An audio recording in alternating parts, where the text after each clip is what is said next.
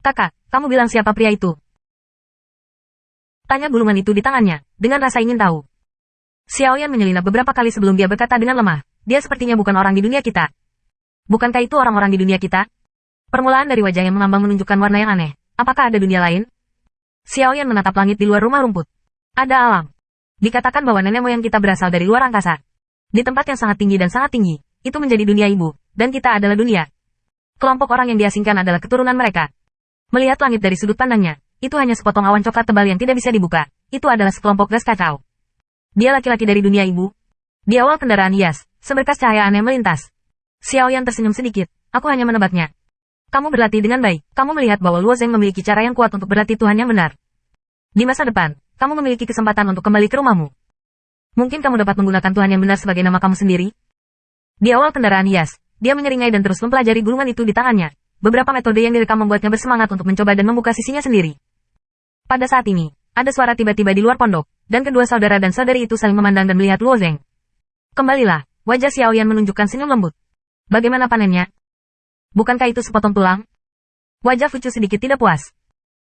Meskipun dia bukan dewa, dia memiliki pengalaman yang kaya untuk membedakan posisi tulang.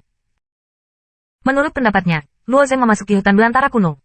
Saya khawatir tidak akan mendapat apa-apa. Melihat ekspresi awal pelampung, Luo Zeng tidak berbicara, dan melangkah ke rumah rumput. Bentuk tulangnya mirip dengan tulang biasa. Sangat sulit ditemukan. Ratusan orang di suku itu hanya menemukan beberapa potong keberuntungan dalam 1 bulan. Bahkan, tidak perlu khawatir, kata Xiaoyan perlahan. Semua berkata untuk membawaku pergi, tidak akan ada partikel, melayang mulutnya. Setelah Luo Zeng duduk dengan lututnya, dia tersenyum pada kedua saudara dan saudari itu, dan mengulurkan tangan dan tersenyum ringan. Sederetan tulang konyol muncul di depannya dengan rapi. Melihat tulang-tulang konyol itu, saudara-saudari Xiaoyan dan Fucu sekilas. Terutama di awal kendaraan hias, matanya melebar dan memandang Luo Zeng, dan melihat ke tulang-tulang. 1, 2, 3, 4, 12. Dan 3 yang besar sangat besar. Terakhir kali dia melayang, dia menemukan 3 potong tulang. Dia hampir mati di padang belantara selama berabad-abad. Dia tidak menyangka Luo Zeng menemukan begitu banyak tulang dalam sehari, yang membuatnya tidak bisa diterima. Bahkan kecoa kecil yang selalu tenang, sangat panas untuk melihat tulang-tulang konyol itu. Meskipun suku ini memiliki beberapa potong tulang konyol setiap bulan, itu adalah milik seluruh suku. Lagi pula, itu tidak dapat digunakan secara pribadi. Dia selalu sangat kekurangan tulang.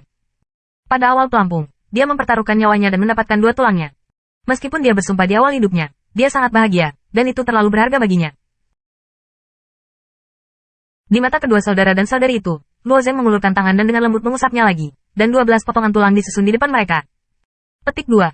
Petik 2. Xiaoyan dan awal mata agak lurus. Namun, mereka melihat tangan Luo Zeng bergerak lagi dan itu 12 tulang. Dengan pungutan telapak tangan Luo Zeng, barisan tulang konyol berada di depan 2 saudara perempuan.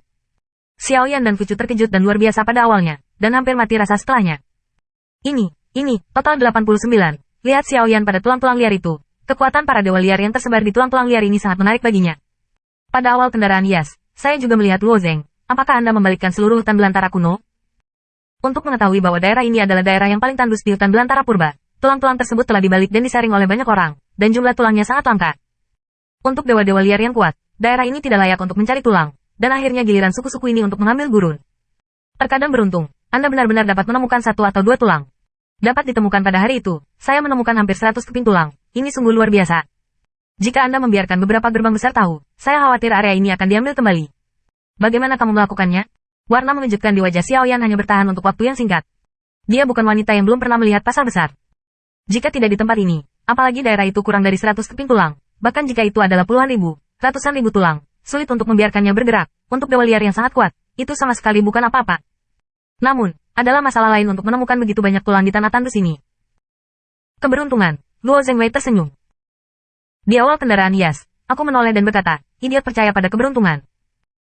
Temukan 2 atau 3 potong tulang, dan bahkan menemukan 7 atau 8 potong bisa dikaitkan dengan keberuntungan. 89 tulang cepat juga merupakan keberuntungan. Anak-anak tidak dapat membantu. Luo Zeng tidak melanjutkan untuk menjelaskan. Dia dengan lembut mendorong salah satu dari 12 tulang dan mengirimkannya ke Xiaoyan. Tulang-tulang ini untukmu, dan kamu harus berkultivasi. Meskipun Luo Zeng juga membutuhkan tulang untuk dipupuk, tetapi tulang liar ini tidak terlalu sulit, dan mereka memiliki tujuan jangka pendek di tempat pertama, dan dia bersedia untuk berbagi dengan Xiaoyan. Apakah ini semua milikku? Wajah Xiaoyan bersemangat. Dia benar-benar membutuhkan tulang untuk memengaruhi kemacetannya sendiri, tetapi dia sangat jelas tentang nilai tulang itu. Luo Zeng telah memanen begitu banyak tulang, tetapi dia sangat puas dengan berbagi 2 atau 3 potong. Dia melihat bahwa Luo Zeng tidak ragu-ragu untuk mendorong ke-12 potongan tulang itu padanya. Dia juga merasa bahwa dia terdegradasi, tetapi juga enggan untuk mendorong. Pada awal kendaraan Yas, ia awalnya berencana untuk menyelinap beberapa kata pada Luo Zeng, dan membiarkannya mengirim beberapa potong tulang kepada saudara perempuannya. Ia melihat bahwa Luo Zeng sangat dermawan, dan ia malu untuk berbicara lagi. Yah, tapi masih ada tulang, aku harus bertanya, kata Luo Zeng. Xiaoyan agak bingung dan langsung bertanya, apakah masih ada tulang? Cincin Sui Luo Zeng sekali lagi memancarkan sinar cahaya. Dong dede. Ini adalah tulang berdarah yang disajikan kepada mereka. Kali ini, Xiao Xiao tampak konyol pada tulang berdarah besar ini, benar-benar tercengang. Setelah menarik napas 4 atau 5 kali, dia bergegas berkata, cepat, bangun. Ada apa? Luo Zeng agak bingung, tapi dia masih memasukkan tulang berdarah ini ke dalam cincin Sumi. Xiaoyan berjalan ke pintu rumah rumput, mengawasi bagian luar rumah dengan kewaspadaan, dan mengatakan bahwa pintu rumah rumput itu tertekuk. Jika tulang terlihat, masalahnya bisa besar. Meskipun pemulung di suku ini bergantung pada Xiaoyan, mereka bukan sekelompok orang yang dapat dipercaya. Jika mereka tahu bahwa Luo Zeng memiliki tulang seperti itu, mereka bersedia untuk menjual berita ini kepada orang luar.